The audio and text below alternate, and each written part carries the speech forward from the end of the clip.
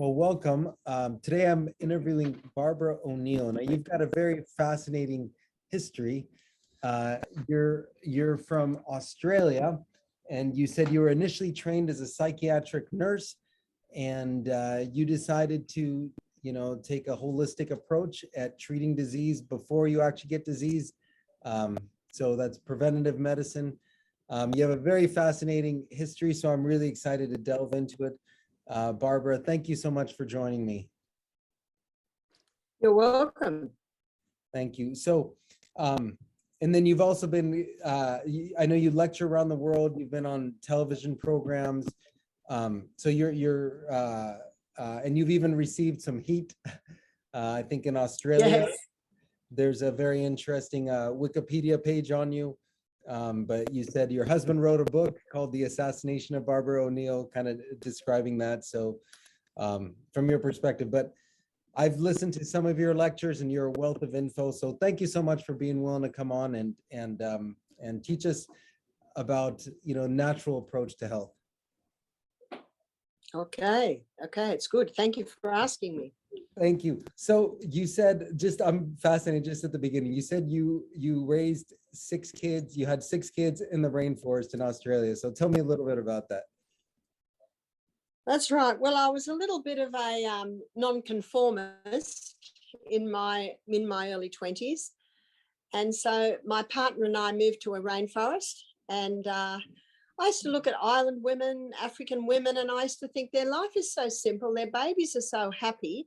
That's what I'm going to do. So not all my babies were home births, but some of them were home births. The 5th baby came a little bit early, so I delivered him myself. And I breastfed them all for several years. I think I was pregnant or breastfeeding nonstop for 14 years. But it's not long before the little ones get colds and get a little bit of a sickness. And I did not want to treat them with drugs. And so I began to investigate natural medicine. I began to investigate what were these weeds growing in my garden. I began to investigate simple water treatments. And little by little, I got an experience with the children, and I found that they responded very well. They were simple, they were effective. I was very happy with the results. And then after a few years, some of my friends watched what I was doing and they began to inquire. It got to the point where I had a nickname in the rainforest called Earth Mother. And they'd say, if your baby's sick and you want some advice, call the Earth Mother. So that's what started to happen. Wow, very fascinating. It's so let's just jump into talking about some of the areas that you're very passionate about. I want to first talk about one subject that I know is, I've interviewed others on this topic, but let's talk a little bit about diet, weight loss. I know you're a fan of the keto diet, and I think that's of doing the limiting the carbohydrates, especially the processed carbohydrates. So what do you feel is the ideal diet? And let's just start with that and talk about weight loss and these fad diets. Yeah, well, I'm concerned, as probably many people are, at the size of people today and the sickness of people. And I like what Hippocrates said. He said, let food be your medicine and medicine be your food.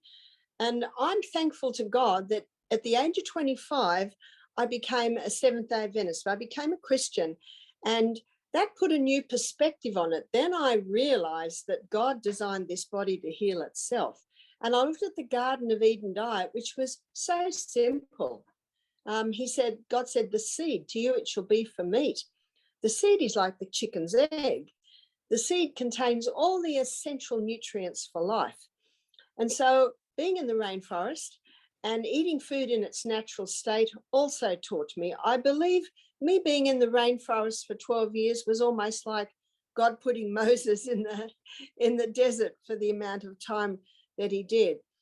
And then years later, when I became the health director of the retreat, I implemented the simple things that I'd learned in the rainforest, and we started to see incredible results.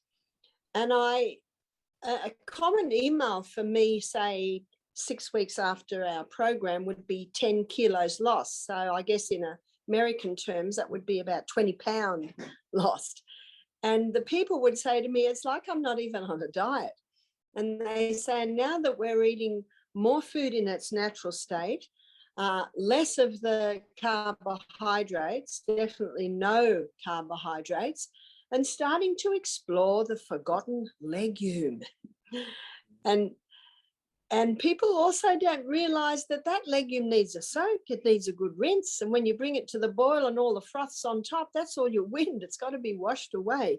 Now, you don't throw the water away that you cook your broccoli in, your vegetables in. That's high in minerals. But with the water that you cook your legumes in, it's high in phytic acid. You want that wind-producing substance away. So it was not only teaching the people to go back to very simple food, but it was also teaching the people to begin looking at legumes again. And a lot of people don't look at them because you've got to soak them, you've got to rinse them, you've got to cook them. So I said, well, just put them to soak before you go to bed. So I also found that I was stepping into a role as a social worker as well. So not only teaching the people a better way to eat, but showing them how they could implement it into their life. And there are little adjustments and changes depending on the person. For instance, if I'm only about 100 pounds, I'm 5'2". Now, if I went on a raw diet, within a couple of weeks, I would stand sideways and you wouldn't see me. I wouldn't go well on the raw diet. But if someone's 200 kilos, 400 pounds, well, they would go well on the raw diet. But if they have irritable bowel, they would not go well on the raw diet. So can you see there's adjustments depending on the person? But I myself aim for a 50% raw, 50% cooked, because raw delivers what cooked won't, and cooked will deliver what raw won't. And I find many extremes in the health area, and I like to be very balanced. Very balanced. I like to listen to the person. I like to hear their complaints.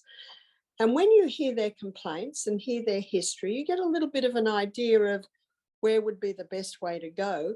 And as you make suggestions, their responses tell you, again, which way to go. So it's very much a personal suggestions to fit the person. Yeah, and I think most people would agree that obviously eating a lot of raw food is good. I always say the closer it is to the way God made it, that's always a good thing. But like you said, the legumes, which are your beans and those types of foods, they don't go very well raw, so you need to cook those. Yeah. And you even mentioned you double cook them because they get a bad rap about being gas producing. But you're saying if you boil off, that's right, dump out the frothy water, then you get rid of some of that effect. That's right. That's right. A lot of people don't realize that, because if you throw the water away when you cook your veggies, you're throwing the minerals away. And a lot of the people have applied that to the legumes, but it is certainly not so. Okay, so let's talk. So you mentioned you like to go. So if somebody's close to their ideal weight, you obviously choose to go 50% raw, 50% cooked.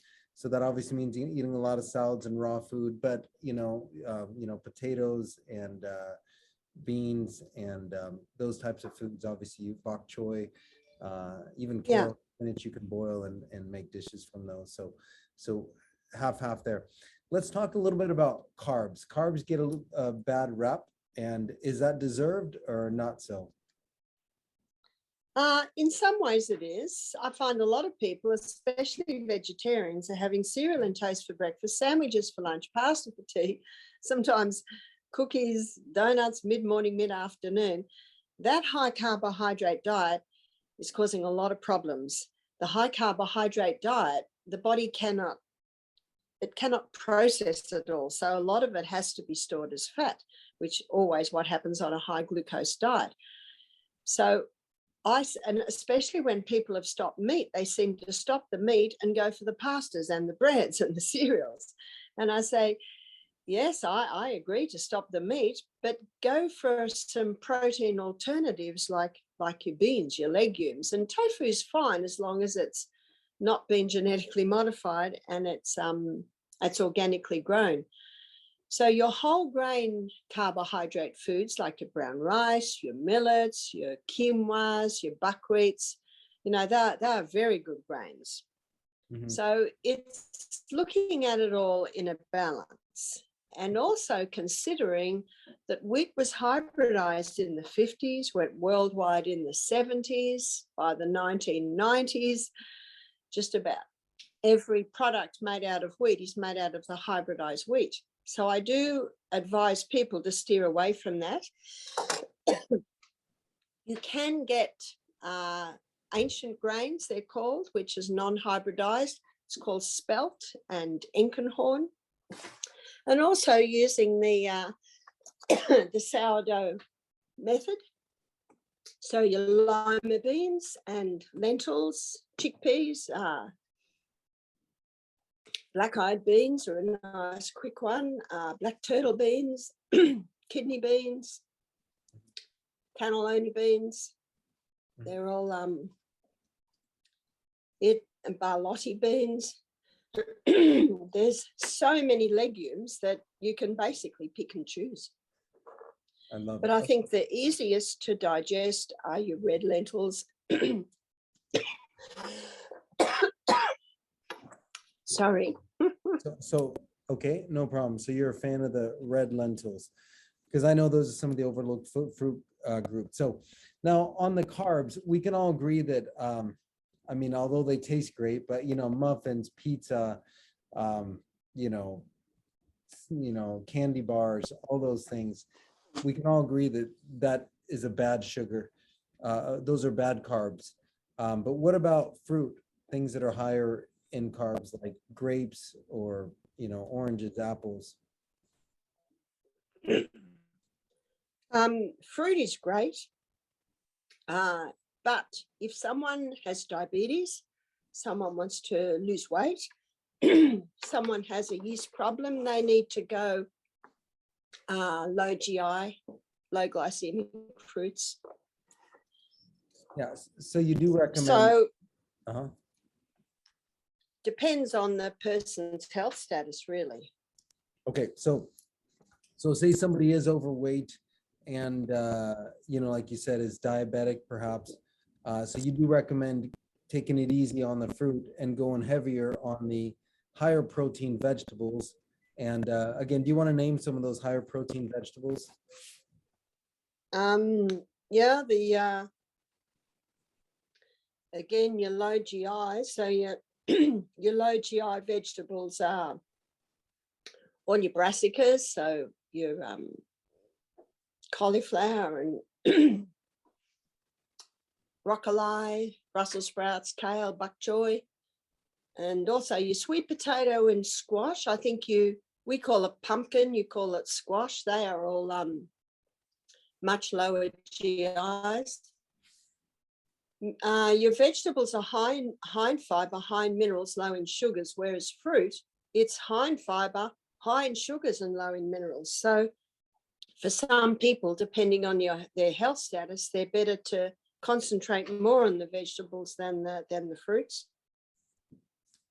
Yeah, and that makes sense. So that's where you're a fan of avoiding, like you said, a high glycemic in those high higher sugar fruits, especially if you're trying to lose weight. Now, what about juicing? Now, I heard that you're a fan of juicing, but one of the issues that I think about with juicing is you're taking all the fiber away and putting in all the sugar. What's your thought there?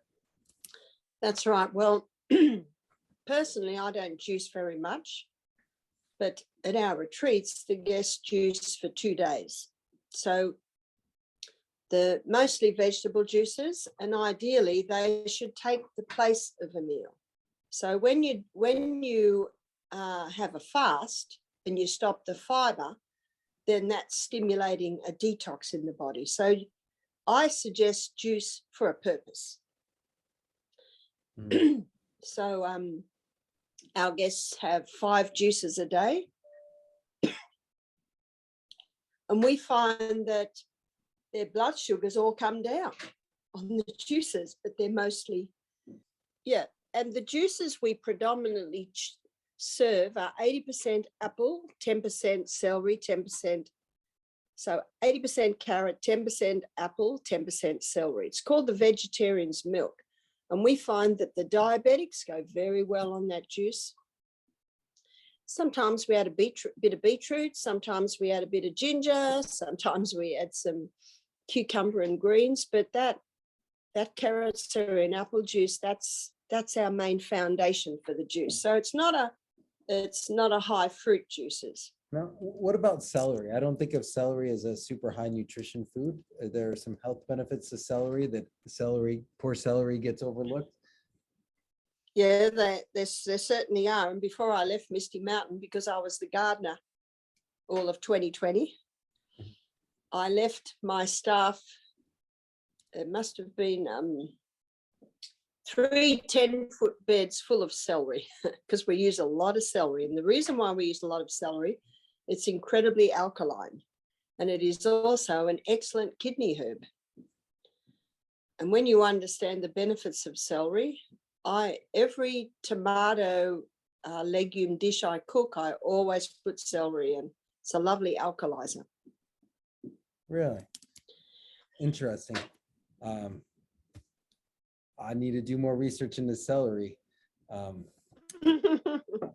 But it's one of the most sprayed crops, so ideally always organic. I see. Let's talk a little bit about bread too. Bread is another topic. I'm Romanian. I love bread. I could eat bread 24/7, but let's talk about why that's not good. Well, if you can get a good bread, it is the stuff of life. So what's a good bread? A good bread would be a sourdough, because the sourdough bread is a cultured bread, and that breaks down the protein or the gluten in the grain, making it easier to digest. And all through Europe, in fact, I'm sure your grandmothers made the sourdough bread in Romania. Yeah. And ideally with the ancient grains, so that would be the Enkenhorn, the spelt. Another one is Kamut. So I was in Germany in July, and well, you can get very nice bread there, very nice. So I was very pleased to see that a lot of bakeries do the sourdough spelt and the sourdough rye. Rye hasn't been genetically modified. The problem was, if someone is gluten intolerant or gluten sensitive, most rye bread has a little bit of wheat in it. Yeah. So that's the good news, Zorin. You can eat bread. Well, thank you. I thought I'm not allowed to eat bread, and I got to feel guilty every time I eat it, right?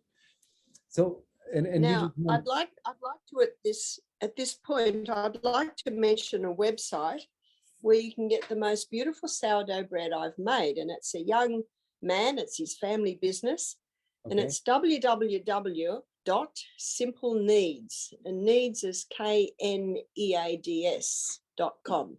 So www.simpleneeds.com, and he will ship anywhere. He's in North Carolina, and he has gluten-free breads, he has ancient grain breads, and it's, I mean, I think most people will agree, most gluten-free breads are not very nice, but this bread is outstanding. Okay, I love it. Simple Needs, KNEADS. So I'll have to check that out. And then you hit on another super hot topic, gluten. Gluten sensitivities. Why is all of a sudden everybody in the last 10, 20 years gluten sensitive when, 50 That's right. years ago, 1% of the population? Well, there is an explanation. So when you understand that the wheat was hybridized in the 50s, now it was rushed through without any safety studies. And people love it because it gives 10 times, or sometimes 8, sometimes 10 times more grain per acre. So the farmers just grabbed it. It only grows about 2 foot high instead of 6 foot high. So sometimes farmers can get two crops in a season. I love it. Yeah, so it really took off. So for farmers given a choice, of course, he's going to grow the hybridized grain. He's got to he's got to pay the bills. But not only is wheat mostly grown in superphosphate soils, it's mostly grown with Roundup, so that also compounds the problem. But a lot of the flour is made into yeast bread. So the grain is not being broken down like it is in the sourdough. So can you see we've got a few factors there? There's the hybridization of the wheat, there's the way it's grown, there's also the way it's prepared. Okay, so that's where, so what do you recommend? I mean, I guess you gave me your recommendations. You rate rye, kamut, you mentioned a few other fancy ones. And then of course the sourdough. Mhm. So if you're gonna eat bread, you think that's the better bread Yeah. to eat. And I think I agree with you. You gotta limit it because it's got a lot of carbohydrates in there. And so I know you were talking a lot about focusing more Yes, on, it is. But the beauty of the sourdough bread is not only does it break down the protein or the gluten in the grain, it raises the protein content.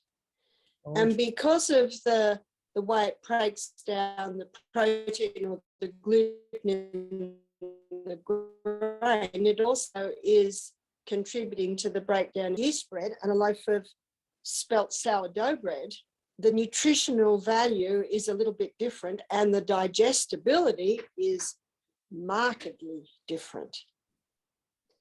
okay, that's very interesting information. So let's just jump into another hot topic, which I know you covered the other day in your lectures, which is fats. Should we be afraid of eating fats, and what kind of fats do you recommend? Well, there's a very, very good book on the subject. It's called Fats That Heal, Fats That Kill by Udo Erasmus. And I love the title because the fact is there are dangerous fats. And because there are some dangerous fats, all fats have been lumped into the same basket, which is a pity. Mm-hmm. Because I think you'll agree with me that fat makes food taste nice.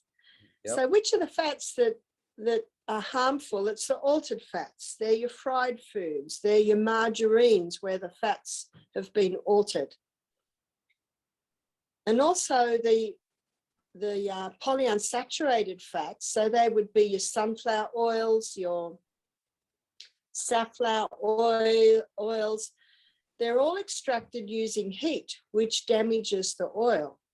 So I suggest that we get all our polyunsaturated fats from the food we eat, our nuts and our seeds. Mm-hmm. And the two oils that have been used for centuries, and when I say centuries, probably since time dot, probably since almost from creation, mm-hmm. are the two oils that are extracted from the flesh of the plant, and that's your olive oil and your coconut oil. And what oil you ate really depended on where you lived on the planet. So those are the two oils you recommend is the best. And I know you said to avoid, corn oil, canola oil for sure, safflower, sunflower seed oil, and stick with olive oil and coconut oil.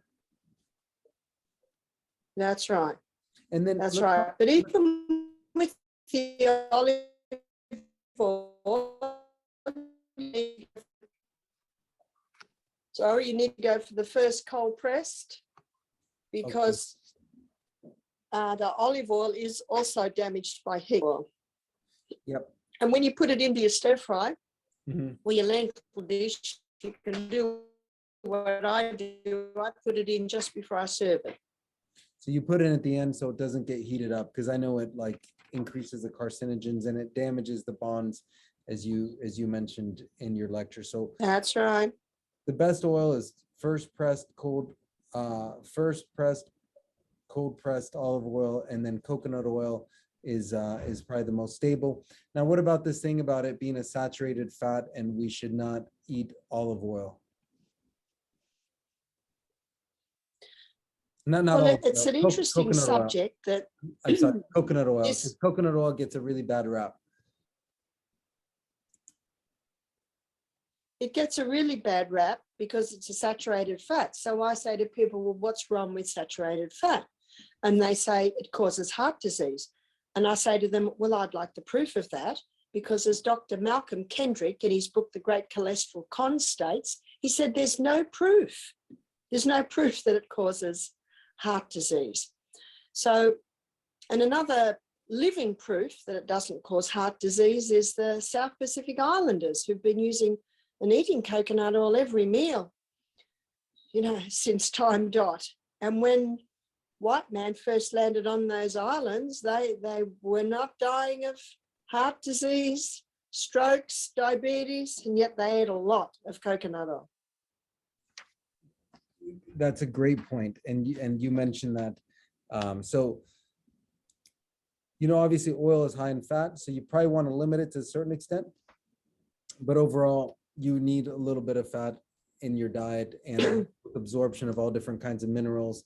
So as long as you're eating healthy oils in moderation, should be okay, right? That's right. That's right. The moderation is important because it's a very concentrated food. We're not advocating to drink half a cup of oil a day, just a little. And also your fat-soluble vitamins, they can really only be accessed if you're eating a little bit of fat with your meal. Thank you very much. So the ADEK, the fat-soluble vitamins, in order for your body to absorb them, that's right, food, you really do need to have fat because they're fat-soluble. Let's switch gears a little bit and talk a little bit about gut health. And let's just start with another hot topic, leaky gut syndrome, because we're seeing a lot of that. What are your thoughts and what can people do for that? Yeah, these catchwords always challenge me. What is a leaky gut? Yeah.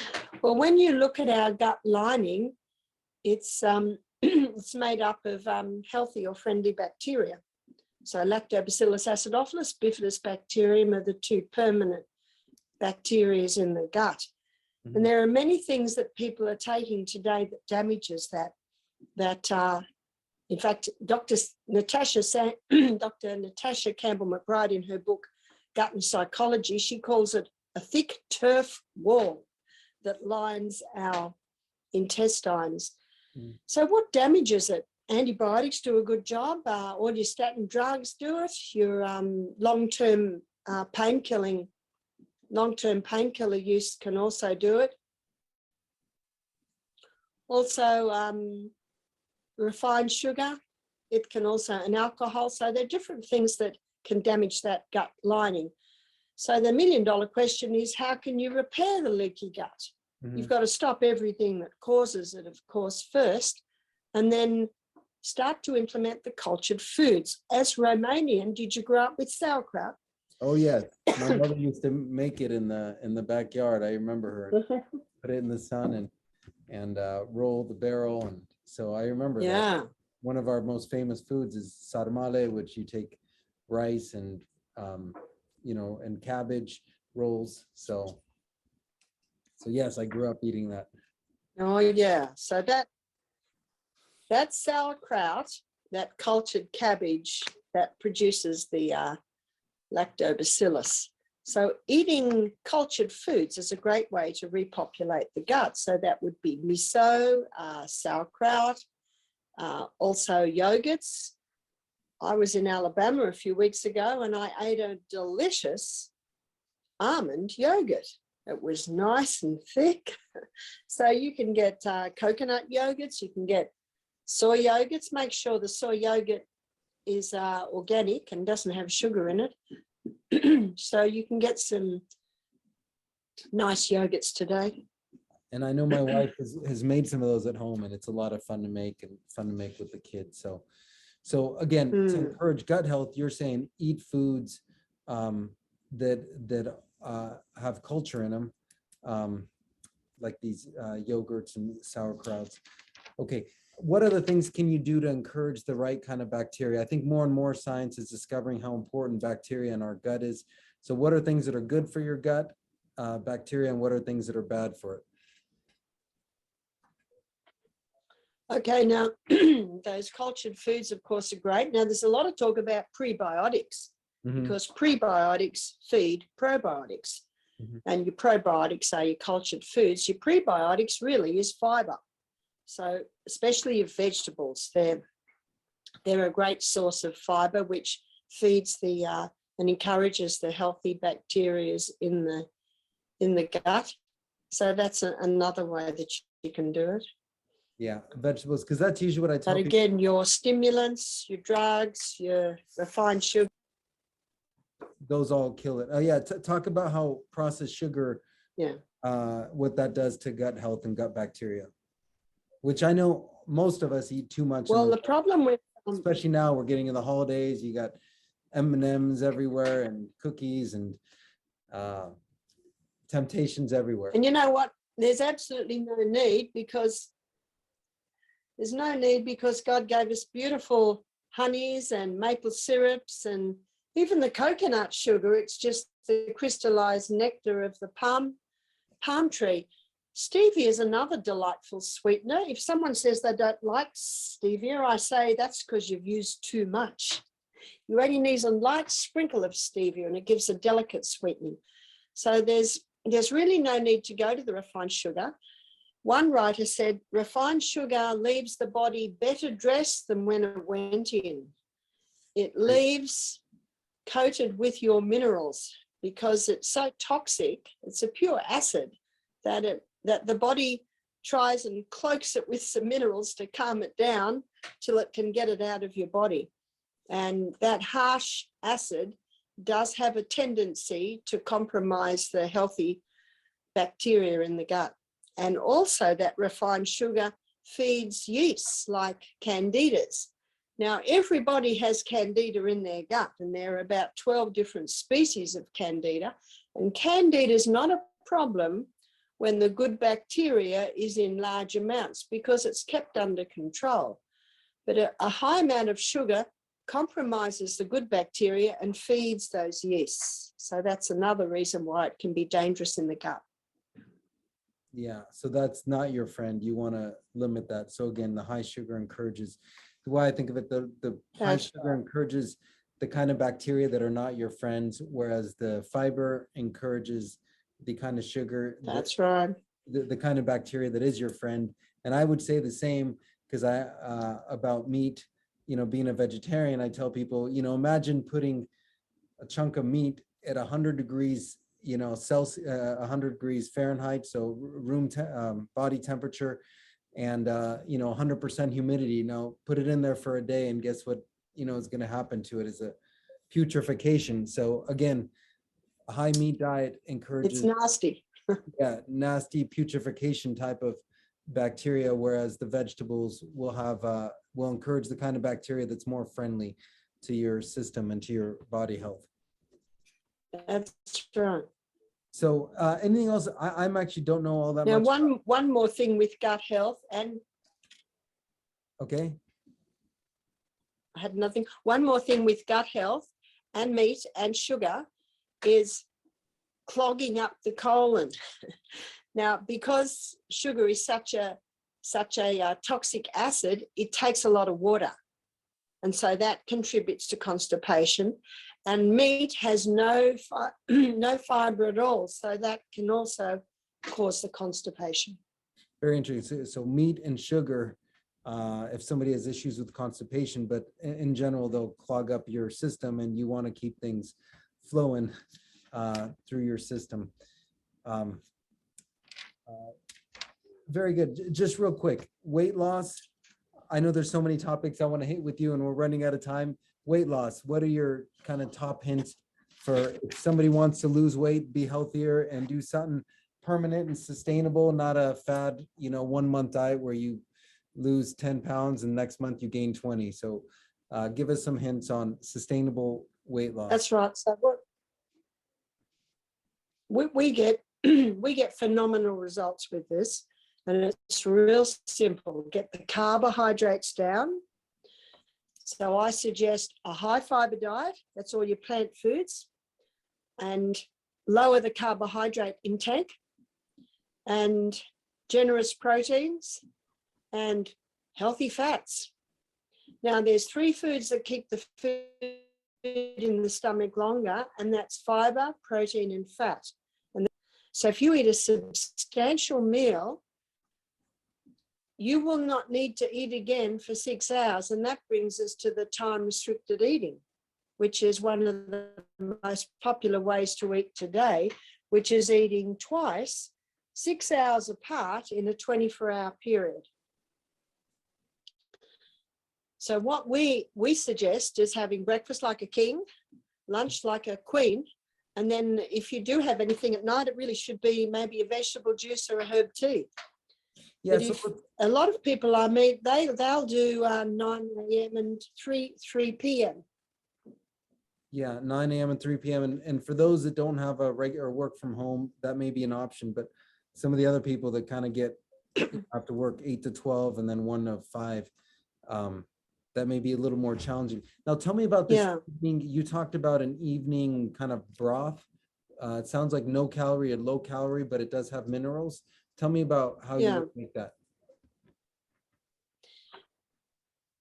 Yeah, we do that with our guests, and absolutely there are students and there are people who have to have the breakfast at 7 and maybe their lunch at 12. If they can be a little bit more substantial, then the evening can be a little bit lighter. And if it's a young man who doesn't want to lose his muscle, he might have a smoothie. Mm. But another option is soup, and it could have vegetables in it and be a bit more substantial if the person's really hungry. But if they want to stay really light at night, then the broth is an excellent option. So, and what we do is we cook a whole lot of vegetables in water for about 4 hours. Mm-hmm. And that's on a low heat, and then we strain it and then add some Celtic salt, and it's delicious. Well, these are all fun things. And actually last night you mentioned one other thing in your talk that I found interesting, which is if somebody wants to lose weight, I think you mentioned kind of a chia seed shake or something like that, which is basically adding fiber. So you kind of, which when, you know, it mixes with your stomach juices, it expands in your stomach. I've heard that as a way to help yourself less at mealtime. Did I understand correctly?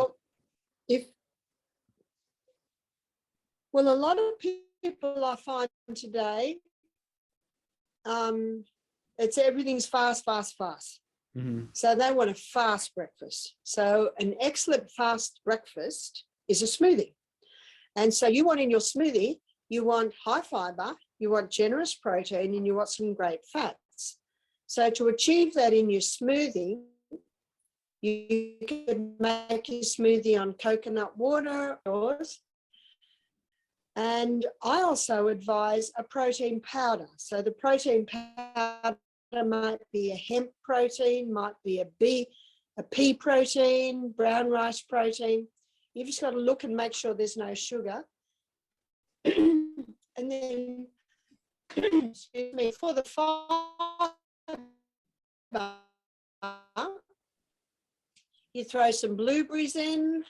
Someone can handle a high glycemic, they might put fiber in.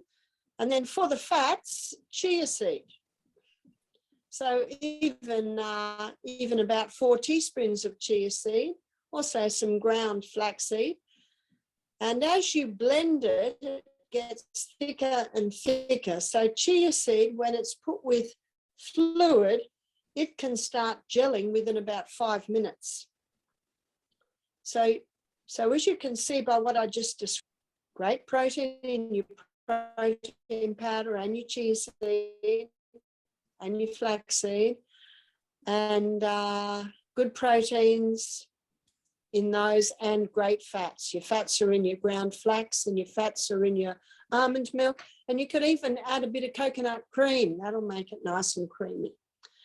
Now, some people like to add a few kale leaves or spinach leaves. And some people ask, but I thought you couldn't combine fruit and vegetables. And that is true. We keep fruit and vegetables separate, but your leaves are considered herbs.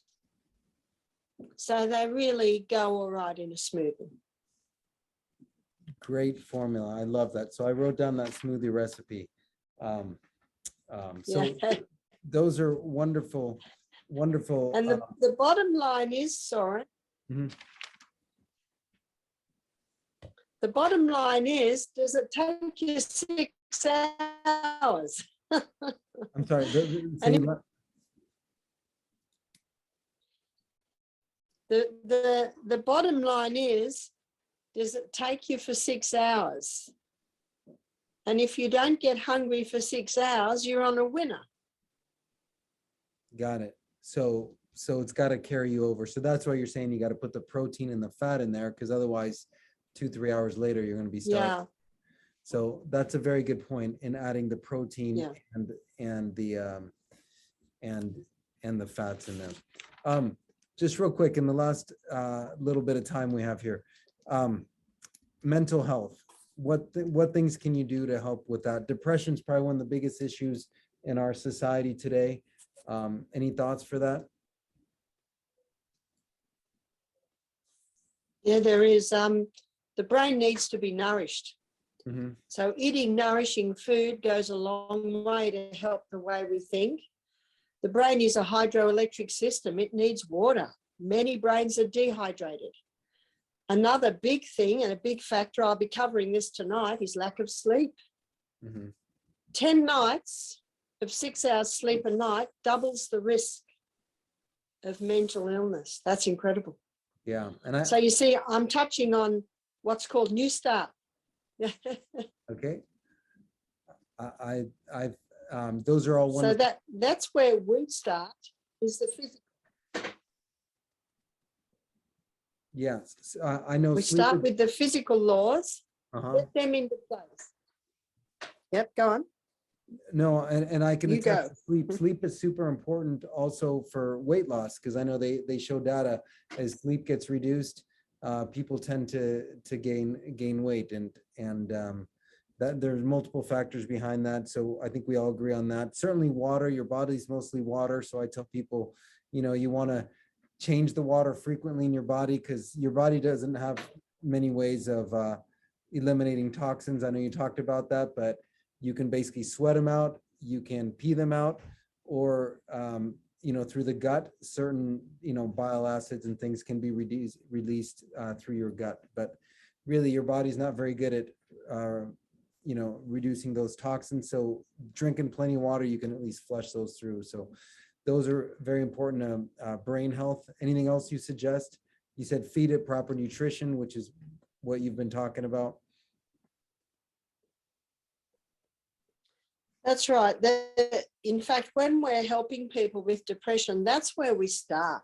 We get them hydrated, we get them off the stimulants. And many, when they're feeling down, they reach for the stimulants, but it's almost like it knifes you in the back. It might give you an initial rise, but it'll take you down again. So that's where we start. We start with getting the body working well.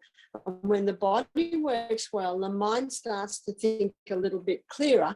And then we begin to investigate. Now, where did it all begin? What can we look at here? And a key factor I find in many cases of depression is forgiveness.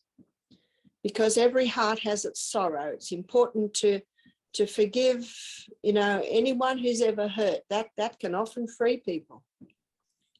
I mean, listen, I see that all the time in pain management, that, somebody will have an event that they're very bitter about. And, we call that somatization, but sometimes just the stress of thinking about it and the anger behind it can cause physical harm. So I totally agree with you that sometimes you got to just let it go. And sometimes the person that harmed you may even be dead, but they're still physically harming you because you're so angry about something that may have happened decades ago. So forgive. I agree. That's right. I think that's a part, especially in Western medicine, right. that we really overlook, is the importance, kind of that mind-body connection. And if you have bitterness and angry and stress and anything that reminds you of that, just flares your whole response, sympathetic response up. So that's a great point there. One other thing I want to go back to, you mentioned stimulants. Do you want to define stimulants? Yeah, sure. Many people reach for the stimulants, and in my investigation, refined sugar, just it's a huge stimulant.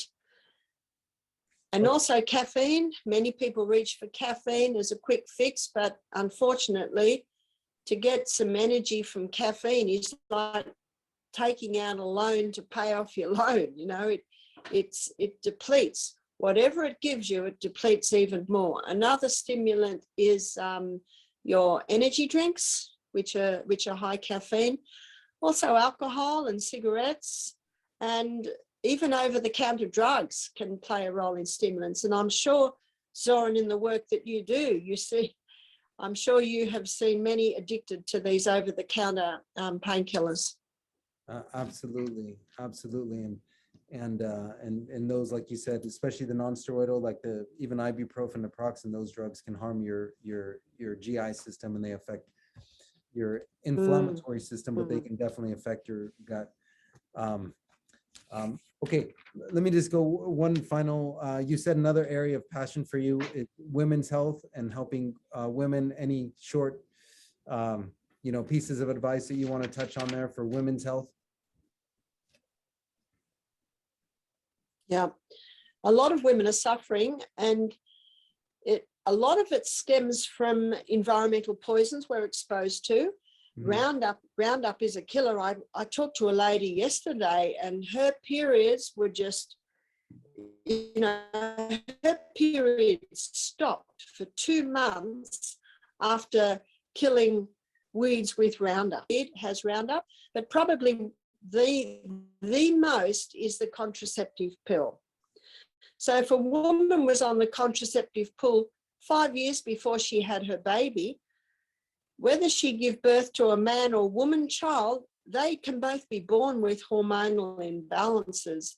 Also, exposure to plastics. Plastics have estrogen mimickers in them. So you see, this thing's big. Now, anyone who wants to know a little bit more about that, they can Google my name and hormones, and I give a 50-minute presentation explaining all of these things, but also explaining how there is a simple cream that applied to the skin can little by little bring the hormones back into balance. Okay, would be interesting. I know there's a whole specialty of medicine, and where they focus on all these things. And I think Roundup contains glycophosphates, which I know have been banned to a large part in Europe, but in the United States, I think they're very rampant. And I talk to farmers; they love it, because no weeds and their seeds go great. And the seeds are oftentimes genetically modified so that they can handle large amounts of these glycophosphates. But again, when we eat those, our body takes them in, and our body doesn't have a great way of eliminating them, so they can really build up in your body, and they cause all kinds of problems, which is very interesting. Now, talk about plastics. How do we avoid plastics? Your food comes in plastic containers. Sometimes I don't know, how do you avoid plastics? Is it synthetic fibers and clothes, or how do you avoid those plastics? Yeah, I think it's impossible to completely eliminate plastic. It's certainly handy stuff, but you can be aware of the dangers and try and store your food in glass or ceramic or metal. You can get some safe plastics. They're called BPA free. Or that's bisphenol A free, because you see, in the molecular structure of estrogen, it has a phenyl ring. So these phenols, they're the estrogen mimickers. So you can get hard plastic containers that are BPA free. You mentioned fabrics. So the 3 fabrics to keep away from are polyester, nylon, and acrylic. And women are the most is made out of cotton. But ladies who like pretty things, a lot of women's underwear, a lot of women's bras are made out of these toxic fibers. I was in a shop like Trader Joe's recently, and they had a whole range of underwear made out of bamboo. So you can get alternatives today to the acrylics. So yes, please, ladies, especially be mindful of the fabric that's touching your skin. Interesting. Well, Barbara, you are a wealth of knowledge, and this is an area that I think is very important, because to me, this is all preventative medicine, just avoiding getting the disease in the first place, so you don't have to go seek for that cancer treatment or diabetes treatment or even obesity treatment. And I think in that way you can have a more full life. So again, Barbara O'Neill, you've got a book here. I've got it pulled up on Amazon, Self Heal by Design. It's on Amazon there. It looks like you've got 390 5-star ratings. So your book gets very high marks there. So your fans are definitely leaving you high marks. Barbara, thank you so much for coming on. Really appreciate it. You're welcome. You're welcome. It is my passion and my joy to be able to share this information. And I often say when I was a young mum, I wish I'd known me. Well, thank you for being that to all the other young moms that are out there trying to do their best. Okay, thank you, Zoe.